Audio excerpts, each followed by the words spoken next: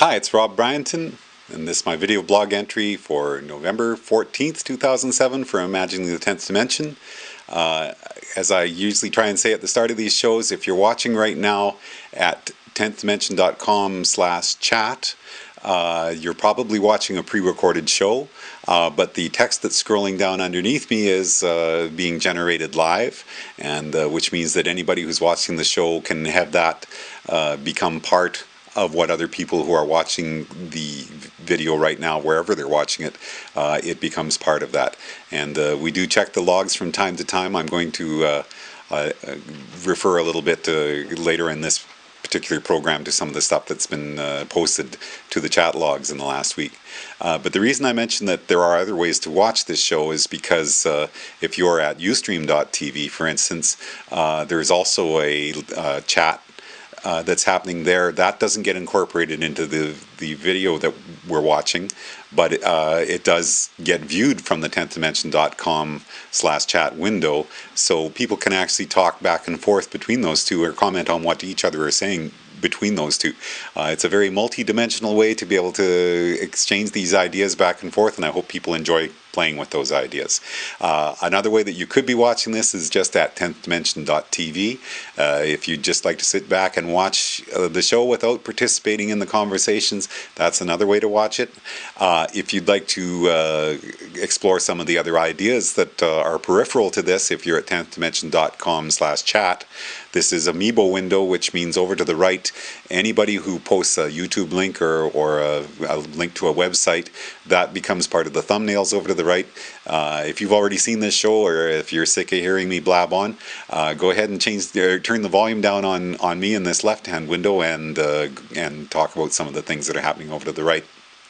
So the blog entry that I'm going to read you today is actually in response to what somebody wrote into the chat window, saying that I was taking the ideas of Richard Dawkins and completely subverting them. Richard Dawkins, of course, developed the concept of memes in the first place, and a meme being an idea that has a shape in time and space, a beginning and an ending, an idea that can be transmitted across time and space with no dilution. Richard Dawkins came up with that idea. I'd say right now, as we're becoming more and more connected together through Google and through Wikipedia and the internet, memes are becoming something that it gets easier and easier to track as it rises and falls.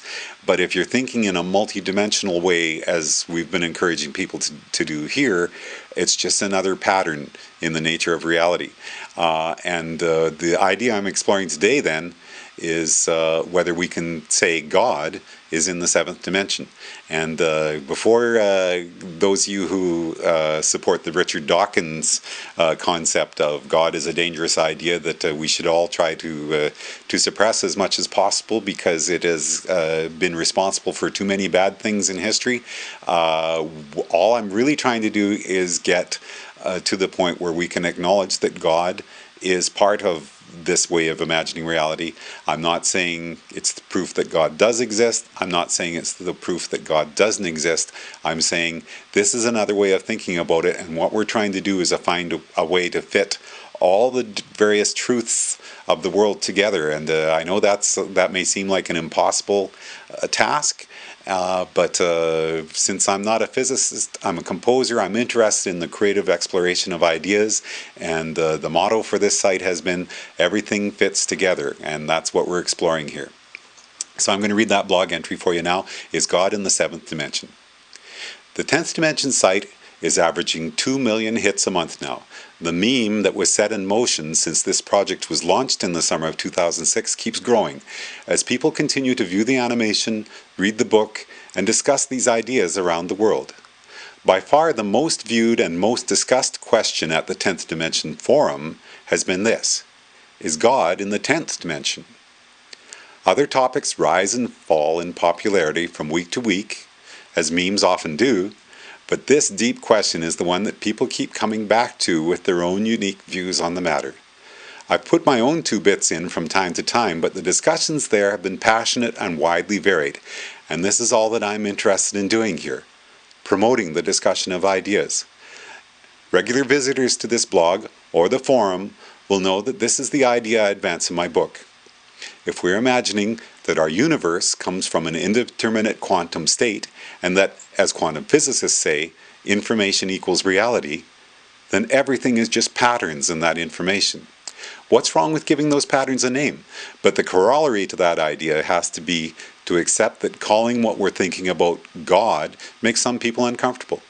Giving the exact same thing a name that they're comfortable with doesn't change what we're talking about, it just changes the name. Since I'm such a fan of Richard Dawkins, I say this knowing full well that what I'm proposing here flies directly in the face of his book, The God Delusion. Sorry about that, Dr. Dawkins. Ultimately, asking if God is specifically in the 10th dimension is not the point of these discussions. What we're really talking about is whether there is a way for the ideas of spirituality and science to coexist, each acknowledging that ultimately they're talking about the same thing. But this time, let's work through the framework for discussion that I've advanced for how to visualize the dimensions and see where God works as a name for the pattern that created our universe. The 10th dimension, as I portrayed it, is the timeless void of quantum fields, the unobserved whole that is outside the system, and therefore unimaginable to us from within the system. Seems like a good place for an omnipotent being. And in the sense that God can be all things to all people, and that God can be thought of as the summation of everything that is and ever shall be, this is an obvious place to start. The only fly in the ointment here, I think, is that any attempt to observe any aspect of the 10th dimension spills us into the reality of the dimensions below. So, if we leave God up in the 10th dimension exclusively, I would say that we're imagining a God who never actually does anything. And as I've said before, imagining the all vibrations simultaneously / white light of the 10th dimension by itself is really the most boring part of the discussion. Another discussion that has happened recently at the forum is whether the 10th dimension, as I portrayed it, should be called a dimension at all, since what I'm really saying is that the 10th dimension can be thought of as the entirety of the 9th dimension, but viewed as a single point of indeterminate size. A visitor named Alyssa argued that this is deceptive, and other visitors to the forum then suggested that she think of dimensions 1 through 9 as each being an additional layer of an onion. To which I added the Zen-like idea that we could think then of the 9th dimension as being what happens when you look at the entire onion, and the 10th as being what happens when you don't look at the onion. Clearly, imagining something that is unobservable is tricky, whether you're talking about the indeterminate fields of quantum mechanics, or whether you're talking about God. But if we're portraying a God who causes absolutely everything to happen, then the 9th dimension would certainly be a place for him or her to be. My way of visualizing the dimensions suggests that the 9th, 8th, and 7th dimensions show us how to imagine the big picture memes that organize the information that eventually becomes reality. From the 9th down to the 7th, the ways of expressing energy and mass are gradually narrowed down until we arrive at our unique universe as an unwavering point in the 7th dimension.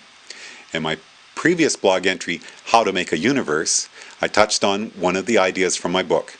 If the multiverse contains 10 to the power of 500 other universes, which is a possibility inferred from string theory, some of those other universes would be much less stable than our own, instantly exploding into nothingness or collapsing back in upon themselves.